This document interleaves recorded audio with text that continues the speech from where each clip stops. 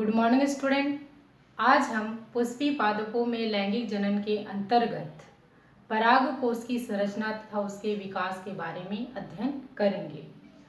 पराग कोश आवृतबीजी पौधे के नर प्रजननांग की सबसे महत्वपूर्ण भाग होता है, जिसके अंदर में है ना क्या होता है आपका परागकण या फिर नर युग्मकों का निर्माण जो है होता है ना। कोई भी आपका पुष्प जो होता है जिसमें परागकण जो होते हैं है ना, वो क्या होता है नर युग्मक होता है ना, जो प्रजनन की क्रिया में भाग लेता है।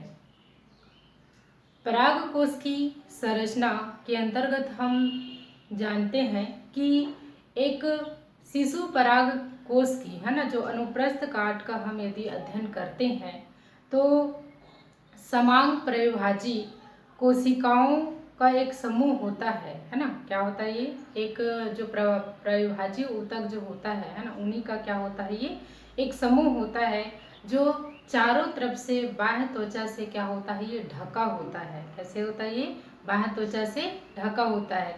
प्रत्येक जो पराग कोश जो होते हैं सामान्यतः दो पालियों से मिलकर बना होता है। क्या होता है आपका दो पालियों से मिलकर बना होता है, जिन्हें एंथर पाली जो है कहते हैं है ना, जिन्हें एंथर पाली जो है कहते हैं। दोनों एंथर आपस में है ना एक संयोजी के द्वारा यानी कि कनेक्टिव के द्वारा क्या होता है एक दूसरे से जुड़ी होती है, कनेक्टिव के द्वारा क्या होता है ये जुड़ा होता है।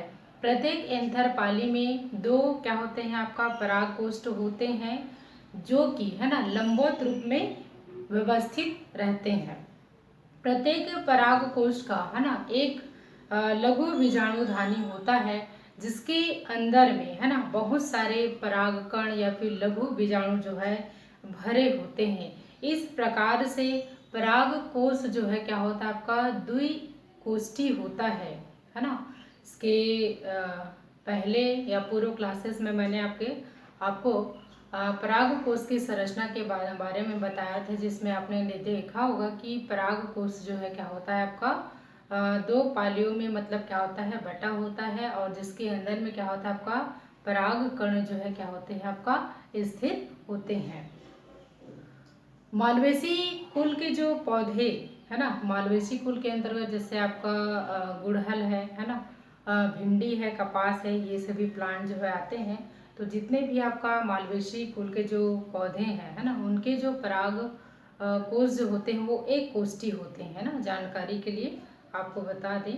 अब हम देखते हैं एक जो पराग कोश का है ना अनुप्रस्थ काट का यदि हम अध्ययन करते हैं, अनुप्रस्थ काट की संरचना के यदि हम अध्ययन करते हैं तो उसमें कौन कौन से भाग जो है दिखाई देते हैं।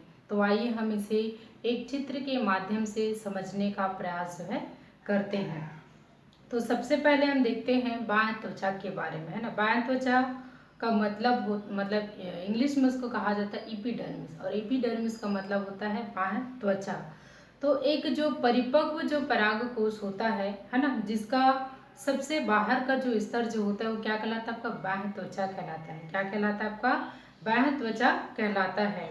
तो एक परिपक्व पराग कोश या फिर लघु बीजाणुधानी का सबसे जो बाहर का स्तर होता है उसे क्या कहते हैं आपका बाह्य त्वचा कहते हैं, और इसी के द्वारा पराग कोश जो है चारों तरफ से क्या होता है आपका ढका होता है।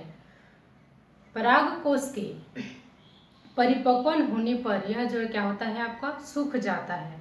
तो यहाँ पर आप देख सकते हैं ये जो है आपका लघु बीजाणुधानी की संरचना है, जिसमें आप देखेंगे ये सबसे बाहरी स्तर होता है जो कि एक स्तरीय होता है, जिसे हम क्या कहते हैं बाह्य त्वचा या फिर इसे एपिडर्मिस जो है कहा जाता है। दूसरा हम देखते हैं अंतःभित्ति। अंतःभित्ति को हम है ना इंग्लिश में कहा जाता है आपको एंडोथीसियम। ठीक है, बाह्य त्वचा के ठीक नीचे, बाह्य त्वचा के ठीक नीचे लंबी और एक स्तंभाकार है ना कोशिकाओं का स्तर बना होता है ना, जिसे हम क्या बोलते हैं एंडोथीसियम जो है कहा जाता है। और इनमें क्या होता है आपका स्पाइरल स्थूलन पाया जाता है, और यह स्तर जो है क्या करता है पराग कोश के जो स्फुटन होता है उसमें क्या होता है ये सहायक होता है। तो यहाँ पर आप देख सकते हैं ये दूसरी स्तर होती है आपका क्या, ये सबसे बाहर के स्तर क्या कहलाएगा, बाह्य त्वचा कहलाएगा। बाह्य त्वचा के नीचे के स्तर क्या कहलाएगा आपका, अंतः भित्ति कहलाता है, या फिर एंडोथीसियम जो है कहा जाता है, जो कि परागकोश जब क्या होता है पूरी तरह से वो क्या होता है परिपक्व जब हो जाता है, तो क्या होता है ये इसमें स्फुटन जो है होता है, जिससे आपका पराग कण जो है बाहर आते हैं।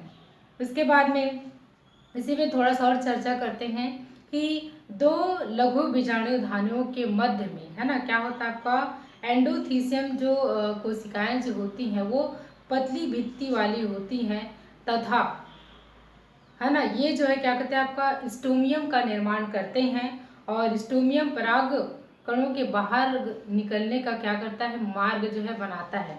जैसे कि यहाँ पर देखेंगे ये एक आपका क्या है बीजाणुधानी होता है, इधर से मान लें नीचे की ओर एक और बीजाणुधानी है, तो यहाँ पर आप देखेंगे एक पतला सा स्थान होता है या सक्रिय स्थान होता है ना, ये आपका क्या कहलाता है आपका स्टोमियम कहलाता है। ठीक है, जो कि क्या करता है जो पराग कण जो होते हैं उसको बाहर निकलने के लिए मार्ग जो है प्रशस्त करते हैं। नेक्स्ट स्तर हम देखेंगे, तीसरा जो स्तर होता है आपका मध्य स्तर होता है। तो मध्य स्तर में आप देखेंगे ये आपका बाह्य स्तर हो गया, यहाँ पर वाला आपका अंतःभित्ति हो गया, और इसके बाद में देखिए ये जो मध्य वाला ये भाग आपको दिखाई दे रहा होगा है ना, ये जो आता क्या कहलाता है आपका मध्य स्तर कहलाता है। और मध्य स्तर है ना ये जो है क्या होता है आपका एंडोथीसियम के ठीक नीचे यह जो है स्थित होते हैं। ये जो है 2 या फिर 3 स्तरीय होता है ना, 2 से या फिर 3 स्तरों का मतलब बना होता है, जिसे हम क्या कहते हैं आपका मध्य स्तर जो है कहते हैं। चौथा जो होता है आपका टैपिटम कहलाता है। ठीक है, क्या है आपका चौथा टैपिटम कहलाता है। मध्य स्तर के ठीक नीचे तथा पराग कोष्ठ के ठीक बाहर है ना यह जो है क्या होता है उपस्थित होता है, जिसे हम है ना क्या कहते हैं आपका टैपिटम जो है कहा जाता है। टैपिटम की जो संरचनाएं जो होती हैं क्या होती है आपका फनावत होता है। कैसे होता है ये फनावत होता है, तथा यह जो है द्विगुणित होती है, और इसका जो मुख्य कार्य जो होता है जो आपका जो पराग कण जो होता है उसको पोषण एवं क्या करता है एग्जाइम का निर्माण करता है। ठीक है, ये जो है क्या करता है आपका पराग कणों को पोषण प्रदान जो है करता है। टैपिटम के अंदर में क्या होता है आपका लघु बीजाणुधानी स्थित होता है। ये जैसे कि यहाँ पर देखेंगे ये क्या है सर्कल बना रहे हैं ना, चारों तरफ से घेरा हुआ है, तो इसके अंदर में भी है ना अंदर में ही आपका क्या होता है ये है ना ये आपका लघु बीजाणु जो है क्या होता है अंदर में स्थित जो है होता है। तो जिसे हम है ना क्या कहते हैं आपका लघु बीजाणु जो है मतलब कहा जाता है, और ये जो है मतलब क्या करता है आपका प्रजनन की जो क्रिया जो होती है ना उसमें क्या करता है ये भाग जो है लेता है। तो ये था आपका क्या एक लघु बीजाणुधानी की संरचना के बारे में है ना। अब हम इसमें थोड़ा सा चलते हैं इसके परिवर्धन के बारे में कि किस प्रकार से जो लघु बीजाणुधानी होता है उसमें मतलब क्या होता है आपका परिवर्धन या विकास जो है होता है। तो इसके लिए है ना क्या होता है कि जो आपका पराग जो कोष है ना के विकास के समय है ना जो आपका तरुण पराग कोष के है ना सभी चारों तरफ से है ना आपका क्या होता है जो बाह्य त्वचा के नीचे है ना कुछ क्या पाया जाता है आपका हाइपोडर्मल कोशिका में क्या होता है आपका पंक्ति अपने बड़े आकार और स्पष्ट बड़े केंद्रों है ना और गाढ़े जीव द्रव्य के कारण से है ना, और यह जो है अनुपस्थित कोशिकाओं से क्या होती है आपका भिन्न हो जाती है, जिसे क्या कहते हैं आपका आर्की स्पोरियल कोशिका भी मतलब कहते हैं। प्रत्येक आर्की स्पोरियल जो कोशिका जो होती है ना ये क्या करती है एक परिणित विभाजन के द्वारा क्या करती है ये आपका सबसे बाहरी जो प्राइमरी पैरेटल जो कोशिका जो होती है ना या फिर इसको हम क्या कहते हैं आपका प्राथमिक भित्ति कोसा भी कहा जाता है, तथा भीतरी प्राथमिक बीजाणुजनक या प्राइमरी स्पोरोजिनिस कोसा का क्या करती है निर्माण जो है करती है। प्राइमरी भित्ति है ना कोशिकाएं जो है 3 से 4 भित्ति का क्या करती है स्तर जो है बनाती है ना, जिससे आपका क्या होता है बाह्य त्वचा के नीचे एक क्या होते हैं आपका परत है ना, परत की जो कोशिका होती है ना कोशिका भित्ति है ना प्रायः क्या होती है वो मोटी होकर के क्या करती है अंतःभित्ति या एंडोथीसियस जो है कहलाती हैं। पराग कोशों में है ना जिन स्थानों पर क्या होता है आपका स्फुटन जो है होता है ना, वहाँ पर क्या होता है आपका एंडोथीसियम की जो कोशिका जो होती है क्या होती है, पतली होती है और स्टोमियम जो है कहलाती है।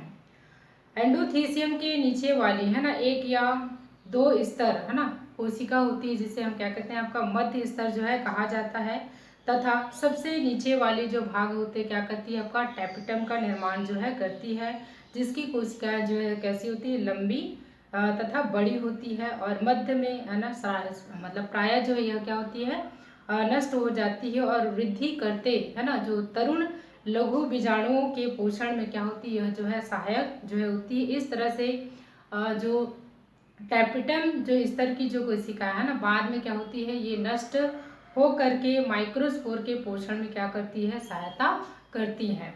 प्राथमिक जो बीजाणु जनक है ना जो कोशिकाएं जो होती हैं कई विभाजनों के द्वारा बहुत सी है ना पराग मात्री कोशिकाओं या फिर लघु मात्री कोशिकाओं का क्या करती है, निर्माण करती हैं, और इन्हीं लघु बीजाणु मात्री कोशिकाओं के अर्ध विभाजनों के परिणाम स्वरूप है ना क्या कहता है आपका पराग कणों का निर्माण जो है होता है ना। तो इस प्रकार से ये था आपका लघु बीजाणुधानी का जो आपका कहना चाहिए है ना, या फिर जो पराग कोश जो होता है उसके परिवर्धन के बारे में।